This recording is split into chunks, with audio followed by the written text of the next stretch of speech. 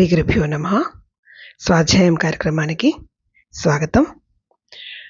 ఆముష్మిక సోపానాలు గ్రంథ సంకలనంలోని పంచతత్వ వివేకం అనే గ్రంథంలో ఇప్పుడు మనం ఐక్యతత్వంని పఠించుకుంటున్నాం.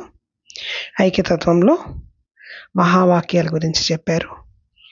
ఈ మహావాక్యాలు అర్థం చేసుకోవడానికి, ఈ మహావాక్యాన్ని గురించి విచారించడానికి ఏ విధంగా చూడాలి అనేది చెప్తూ శక్తి వృత్తి, లక్షణ వృత్తి అని రెండు రకాల విధానాలతో వాటిని, అంటే మహావాక్యంలో ప్రతి వాక్యంలోనూ ఒకటి జీవతత్వం వాచకము, రెండోది బ్రహ్మవాచకంగా ఉన్నాయి కదా. ఈ రెండు యొక్క కలయిక ఎలా అర్థం చేసుకోవాలి అంటే శక్తి వృత్తి, లక్షణ వృత్తి అని రెండు అని. శక్తి వృత్తి అంటేనేమో డైరెక్ట్గా చెప్పంగానే ఒక ఆబ్జెక్ట్ మైండ్లోకి రావడం, చెంబు అంటే చెంబు షేప్ రావడం అట్లాగా. అదే లక్షణ వృత్తి అంటేనేమో పొయ్యి మండుతుంది అంటే మండేది కట్టెలు కానీ పొయ్యి కాదు అనే విధంగా అర్థం చేసుకోవడం అనేది లక్షణ వృత్తిగా చెప్పారు. సో ఈ లక్షణ వృత్తి ద్వారానే మనము ఈ మహావాక్యాన్ని అర్థం చేసుకోగలము. అలా మహావాక్యాన్ని అర్థం చేసుకోవడానికి లక్షణ వృత్తి చూడాలి అంటే లక్షణ వృత్తిలో మూడు రకాల లక్షణాలు ఉంటాయి, లక్షణ వృత్తులు ఉంటాయి. అవి జహ లక్షణము, అజహ లక్షణము, జహదాహ లక్షణం అని మూడు చెప్పారు. ఈ జహ లక్షణం అంటే విడువని లక్షణం అని, అజహ లక్షణం అంటే విడిచిన లక్షణం అని చెప్పుకొచ్చారు. అంటే వాటికి ఎగ్జాంపుల్స్గా కూడా చెప్పారు. ఒక ఇంటి మీదుగా, ఆ ఇంటి మీదుగా పెడితే ఫలానా ఇంటికి ఎడతాము అంటే, ఇంటి మీదుగా అంటే పైకి ఎక్కడం, ఎక్కేసి దిగడం కాదు, దాని ముందు ఉన్న రోడ్డు నుంచి వెళ్ళడము అని అర్థము. అంటే ఆ ఇంటిని వదిలేసి ఇంటి మీదుగా అన్నప్పుడు అందులో ఉన్న ఆ ఇల్లుని అనే దాన్ని వదిలేసి పక్కన ఉన్న రోడ్డుని పట్టుకోవడం అనేది జహ లక్షణము, అంటే విడిచిన లక్షణం. అజహ లక్షణం అంటేనేమో రోడ్డు పెడుతుంది, ఫలానా ఊరు పెడుతుంది రోడ్డు అంటే ఆ రోడ్డు నడుచుకుంటూ పెడుతుందా, వెళ్ళదు కదా. మనిషి రోడ్డు మీద నడిస్తే అది ఆ రోడ్డు ఆ ఊరికి వెళ్తారు అని అర్థం. కాబట్టి అక్కడ ఉన్న దానికి రోడ్డుతో పాటు మనిషిని కూడా యాడ్ చేసుకుని వెళ్ళాలి. సో అలా యాడ్ చేసుకున్న లక్షణం యాడ్ చేసుకున్నా కూడా మహావాక్యం సెట్ కావట్లేదు అని చెప్పారు ఇప్పటిదాకా. ఇంకా నెక్స్ట్ థర్డ్ది జహదజ లక్షణము. దీని గురించి ఈరోజు పట్టించుకుందాం. శ్రీ గురుభ్యో నమః. ఆ దేవదత్తుడే ఈ దేవదత్తుడు అన్న వాక్యమునందు చిన్న వయసులో ఒక దేశములో విద్యార్థిగానున్న దేవదత్తుని చూచిన ఒకడు చాలా సంవత్సరములైన తర్వాత వార్ధక్యములోనున్న దేవదత్తుని మరొక దేశమున మరొక పరిస్థితుల్లో నుండగా చూచెను. ఆ దేవదత్తుడు అనగానే ఆ దేశము, ఆ కాలము, ఆ వయస్సు, విద్యార్థిత్వము మొదలగు పరిస్థితులతో కూడిన దేవదత్తుడను వ్యక్తి జ్ఞప్తికి వచ్చెను. ఆ దేవదత్తుడు ఉన్నప్పుడు ఈ దేశము, ఈ కాలము, ఈ రూపము, ఈ వయస్సు, ఇప్పటి పరిస్థితులతో కూడిన దేవదత్తుడని వ్యక్తి తోచుచున్నాడు. ఆ దేవదత్తుడను అను చోట గల దేశకాల వయో రూపాదులేవియు ఈ దేవదత్తుడను చోట లేవు కనుక వానిలో దేనిని పూనినను ఆ దేవదత్తుడు ఈ దేవదత్తుడు కాజాలడు. ఆ ఈ అను రెండు చోట్ల గల దేశకాల వయో రూపాదులన్నిటినీ వదిలినచో అచ్చటగల దేవదత్తుడను వ్యక్తియే ఇచ్చటి వ్యక్తి. అనగా ఆ ఈ అను రెండు చోట్ల గల వాచ్యార్థములలోని కొంత భాగము విడిచి కొంత భాగము పూనుటచే అర్థము కుదిరినది. అట్లే జీవుడను పదమందలి వాక్యార్థములో అవిద్య, ప్రతిబింబము, దేహత్రయములు, అవస్థాత్రయములు, కించిజ్ఞత్వాదులు మొదలైనవి వదిలి అధిష్టానముగు ప్రత్యేగాత్మను మాత్రము పోనవలెను. అట్లే ఈశ్వర శబ్ద వాచ్యార్థమునందలి మాయా, ప్రతిబింబము, సమిష్టి దేహత్రయ, అవస్థాత్రయములు, సర్వజ్ఞత్వాది లక్షణములు అన్నిటినీ వదిలి అధిష్టానముగు పరమాత్మను పోనినచో ప్రత్యేగాత్మయే పరమాత్మ అని అర్థము వచ్చుచున్నది. కనుక ఈ లక్షణమే వాక్యార్థమునందు ఉపయోగపడునని గ్రహించవలెను. ఐక్యమనగా ఏమో విచారించవలెను.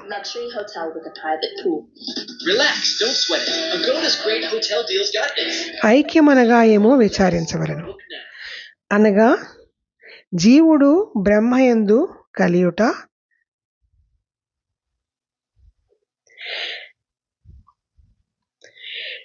బ్రహ్మ జీవుని యందు కలియుట ఎట్లు కలియుట అని విచారించిన ఘటాకాశ మహాకాశముల ఏకత్వము వలె ప్రత్యేగాత్మ పరమాత్మలు ఏకవస్తువుగా తెలియవలెను.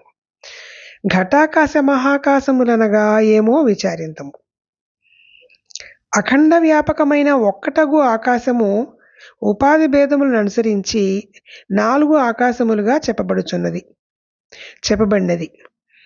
ఒకటి మహాకాశము, సర్వపదార్థములకు లోపల బయట నిండి సర్వవ్యాపకమై దేనిని అంటక సర్వాధారమై ఉన్న ఆకాశము మహాకాశం అనబడు.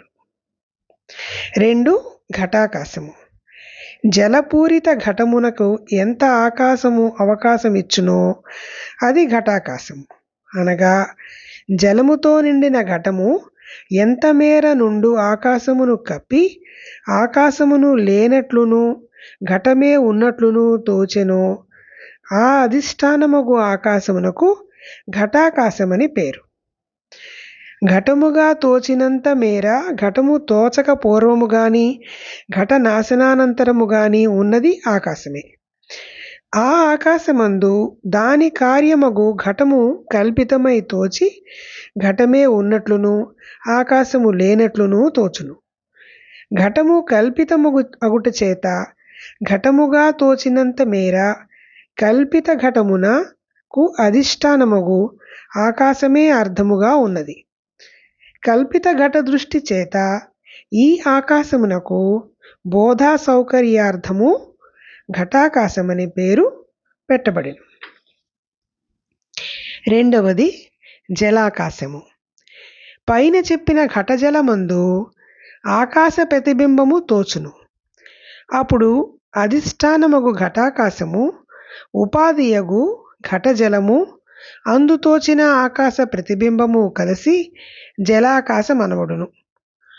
రూపరహితమగు ఆకాశము ప్రతిబింబించునాయని సందేహము కలగవచ్చును.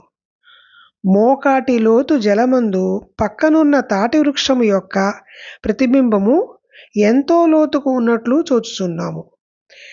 ఆకాశము ప్రతిబింబించుట చేతనే చెట్టు ప్రతిబింబం అంత లోతుగా తోచినది అని తెలియవలెను. ఇచ్చట అధిష్టానమగు ఘటాకాశమే సత్యము. దానియందు జలపూరిత ఘటమును ఉపాధి కల్పితము. ఆ జలమునందు ఆకాశ ప్రతిబింబము కల్పితము. ఎన్ని వికారములు తోచినను ప్రతిబింబ సహిత జలమందే విచారించినచో జలాకాశము అధిష్టానమగు ఘటాకాశమే, అది నిర్వికారమే. 4వది మేఘాకాశము. జలమునకు సమిష్టి మేఘము. ఎందువలననగా ఎచట జలము రావలసినను మేఘము నుండియే కనుక సమిష్టి ఉపాధిగా మేఘము గ్రహించబడినది. మేఘమునకు అధిష్టానము సర్వవ్యాపకమగు మహాకాశము. మేఘమునందు తుషార రూపముగా జలముండును కనుక అచట కూడా ఆకాశ ప్రతిబింబముండునని ఊహించవలెను. కనుక మేఘాకాశమనగా అధిష్టానమగు మహాకాశము. మేఘజలము అందు ఆకాశ ప్రతిబింబము కలిసి చెప్పబడును. అధిష్టానమగు మహాకాశము, మేఘాకాశం అనగా అధిష్టానమగు మహాకాశము. మేఘజలము అందు ఆకాశ ప్రతిబింబము కలిసి చెప్పబడును. ఇందు వికారములన్నీయు ప్రతిబింబ సహిత మేఘ జలమందు కలవు. అధిష్టానమగు మహాకాశం అందు ఏ వికారములను లేవు అని చెప్తున్నారండి. ఇది ఈ ఘటాకాశము జలాకాశము చాలా కొంచెం గంభీరంగా అనిపిస్తున్నాయి. ఇది ఇక జహదహ లక్షణం అంటే 2 విడిచి విడువని లక్షణం అనేది చెప్పారు కదా అని చెప్పారు ఇంతకుముందు. జహదహ లక్షణం అంటే 3వది విడిచి విడువని లక్షణము. దీన్నే భాగత్యాగ లక్షణము అని కూడా అంటారని చెప్పారు. అంటే ఇది ఎలా అంటే ఆ దేవదత్తుడే ఈ దేవదత్తుడు అని అంటే ఎప్పుడో చిన్నప్పుడు చూసిన ఒక వ్యక్తిని మళ్ళీ పెద్దయినా చూసినప్పుడు ఆ చిన్నప్పుడు వ్యక్తే ఈ వ్యక్తి అని చెప్పినప్పుడు దాన్ని ఎలా అర్థం చేసుకోవాలి అంటే, ఆ చిన్నప్పుడు అంటే వాళ్ళు ఉన్న ప్రదేశం కానీ, ఆ చిన్నప్పుడు వాళ్ళు ఉన్న పరిస్థితి కానీ, వాళ్ళ రూపురేఖలు కానీ అవేవి పోల్చుకోకుండా కేవలము ఇప్పుడున్న ఈ రూపురేఖలు, ఈ పరిస్థితులు ఇవి కూడా ఏమి పోల్చుకోకుండా దాన్ని కేవలం వ్యక్తిని పోల్చుకోవాలి. అంటే ఆ వ్యక్తే ఈ వ్యక్తి అని మాత్రమే అనుకుంటాం మనం. ఆ విధమైన పోలిక సరిపోతుంది. అంటే అహం బ్రహ్మ అంటే అదే ఇది, అహమే ఈ బ్రహ్మ అనే విధంగా అనమాట. ఆ దేవతలు ఈ దేవతలు అన్నట్టుగా అది సెట్ అవుతుంది. అది ఎలా సెట్ అవుతుంది అంటే అవస్థాత్రయము, కించిజ్ఞత్వ ఇవన్నీ జీవుడు అంటే కించిజ్ఞత్వము, అవస్థాత్రయము ఇవన్నీ ఉంటాయి కదా. ఇవన్నిటిని వదిలిపెట్టేసేసి ఓన్లీ జీవుడు అంటే ప్రత్యేగాత్మ. అట్లా ఈశ్వరుడు అంటేనేమో సర్వజ్ఞత్వము, సమిష్టి దేహము, దానిలో కూడా అవస్థాత్రయములు, ప్రతిబింబము, మాయ వీటన్నిటిని వదిలేసేసి పరమాత్మ అంటే పరమాత్మ అదే ఇది ఈశ్వరుడు అంటే పరమాత్మ. ఈశ్వర శబ్ద వాచ్యార్థమందలి మాయా, ప్రతిబింబము, సమిష్టి దేహత్రయము, అవస్థాత్రయము, సర్వజ్ఞత లక్షణములు అన్నిటిని వదిలేసేసి అధిష్టానముకు పరమాత్మను పోనినచ్చు. అంటే జీవుడు అంటేనేమో ప్రత్యేగాత్మ, ఈశ్వరుడు అంటేనేమో పరమాత్మ. ఈ రెంటిని అంటే ఆ వ్యక్తి మనం ఎలా అయితే ఆ దేవతలు ఈ దేవతలు అంటే ఆ వ్యక్తే ఈ వ్యక్తి అని కేవలం వ్యక్తిని మాత్రమే తీసుకుని అతని రూపాన్ని కానీ, అతని ఏ వయసుని కానీ, అతని పరిస్థితిని ఉన్న స్థలాన్ని కానీ వేటిని తీసుకోకుండా వాటిని వదిలేసి జస్ట్ ఆయనలో ఉన్న ఆ వ్యక్తిని మాత్రమే ఎలా పోల్చుకుంటున్నామో ఆ విధంగా ఇక్కడున్న ఈ లక్షణాలన్నీ కూడా జీవ లక్షణాలు కానీ ఈశ్వర లక్షణాలు కూడా వదిలేసేసి ప్రత్యేగాత్మ పరమాత్మలుగా తీసుకుని ఈ ప్రత్యేగాత్మ పరమాత్మలని లక్షణాలని ఉపయోగించుకోవాలి అని చెప్పి అంటున్నారు. అన్నింటినీ వదిలి అధిష్టానముకు పరమాత్మను పొందినచో ప్రత్యేగాత్మే పరమాత్మ అని అర్థం వచ్చుచున్నది. కనుక ఈ లక్షణమే వాక్యార్థం నందు ఉపయోగపడిన గ్రహించవలను. ఇక ఐక్యము, జీవ బ్రహ్మ ఐక్యము అని చెప్తున్నారు కదా. ఈ ఐక్యం అంటే ఏంటి? జీవుడు బ్రహ్మ యందు కలుస్తాడా, బ్రహ్మ జీవుడు యందు కలుస్తాడా, ఎట్లు కలుస్తాడు, ఎట్లు కలుట, ఇవన్నీ ఆలోచిస్తే ఘటాకాశము మహాకాశము ఏకత్వం వలె ప్రత్యేగాత్మ పరమాత్మలు ఏకవస్తువుగా తెలియవలెను అని చెప్తున్నారు. చెప్పారు ఇప్పుడు ఇందాక అన్నారుగా ప్రత్యేగాత్మ పరమాత్మగా తీసుకోవాలని. సరే, ఆ రెండు ఐక్యం అంటే ఎట్లాగు అంటే ఘటాకాశము మహాకాశము ఐక్యమైనట్లు అని చెప్తున్నారు. సో అసలు ఘటాకాశం అంటే ఏంటి, మహాకాశం అంటే ఏంటి అనేది చెప్పుకొస్తున్నారు ఇక్కడ. అఖండ వ్యాపకమై ఒకటకు ఆకాశము ఉపాధి భేదములను అనుసరించి 4 ఆకాశములుగా చెప్పండిది. మొత్తం అసలు ఉన్నది ఒకటే ఆకాశము, కానీ ఉపాధి భేదాలు. ఆకాశానికి ఉపాధి అంటే ఏంటి? ఆకాశంలో ఉన్న ఆకాశం అంటే స్పేస్. ఈ స్పేస్లో ఉండబట్టే అందరూ ఉన్నాం, అందులో ఉన్నాం మనం. వస్తువైనా, మనిషి అయినా, జీవుడైనా ఏదైనా ఆకాశంలో ఆకాశంలో అవకాశం ఉంది కాబట్టి అది ఆకాశం. సో ఈ మహాకాశం అంటేనేమో సర్వపదార్థములకు లోపల బయట ఉండి సర్వవ్యాపకమై దేనిని అంటక సర్వాధారమై ఉన్నది ఆకాశం మహాకాశం. లోపల బయట కూడా ఉంటుంది. మనకి లోపల కడుపు లోపల ఉంది ఆకాశం. ఉండబట్టే కదా మనం తిన్న అన్నం లోపలికి పెడుతుంది, బయటకు వస్తుంది, మన రక్తం కదులుతుంది, ఇవన్నీ జరుగుతున్నాయంటే స్పేస్ అనేది ఉండబట్టే కదా జరుగుతుంది. సో లోపల బయట మొత్తం అంతా ఉన్నది అదే కాబట్టి మహాకాశం. నెక్స్ట్ రెండోది ఘటాకాశం అని తీసుకుంటే ఎంతవరకు ఒక కుండ దాంట్లో వాటరు మొత్తం పోస్తే ఎంతవరకు వాటర్ నిండిపోయి ఆ కుండ ఉందో అదంతా ఘటాకాశము. అంటే ఆ స్పేస్ దాన్ని ఆక్యుపై చేసేసింది. ఆ ఆకాశాన్ని వాటరు ఆ కుండలోని వాటరు ఆక్యుపై చేసేసింది. దేన్నైతే ఆక్యుపై చేసిందో దాన్ని ఘటాకాశము అంటారు అని అంటున్నారు. నెక్స్ట్ జలాకాశం అంటే ఏంటి? ఈ జలాకాశం అంటే జలములో కూడా ఆకాశం ఉంటుంది అనమాట. అంటే జలములో కూడా అంటే జలమంతా నిండిపోయింది కదా అని అంటే నిండిపోవడం అనేది ఉండదు. జలంలో కూడా ఆకాశం ఉంటుంది. ఉండబట్టే కదా జలం కూడా కదులుతుంది. జలం అంటే మనకు తెలుసు కదా, కణాలు అవి అణువులు కదా, నీటి అణువులు కదా. ఆ అణువులు ఒక చోట నుంచి ఒక చోట కదులుతున్నాయంటే అక్కడ కూడా స్పేస్ అనేది ఉండబట్టే కదులుతుంది.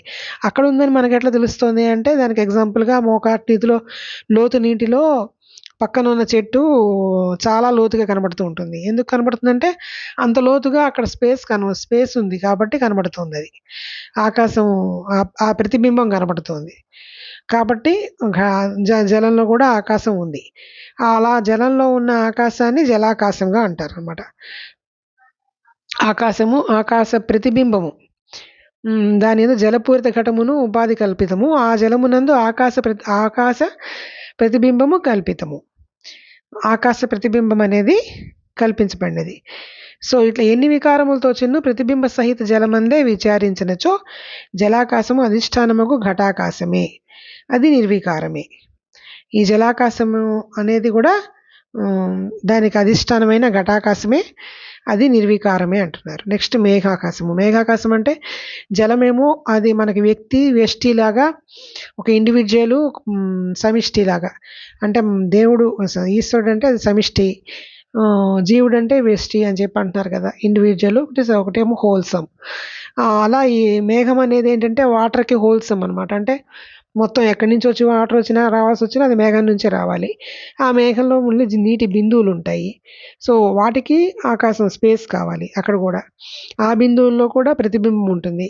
కాబట్టి అక్కడ కూడా మేఘాకాశం అనగా అధిష్టానముకు మహాకాశము, మేఘజలము, మేఘంలో ఉండే జలము, అందు ఆకాశ ప్రతిబింబము కలిసి చెప్పబడును. అందులో ఆ జలంలో మళ్ళీ ఆకాశం యొక్క ప్రతిబింబము.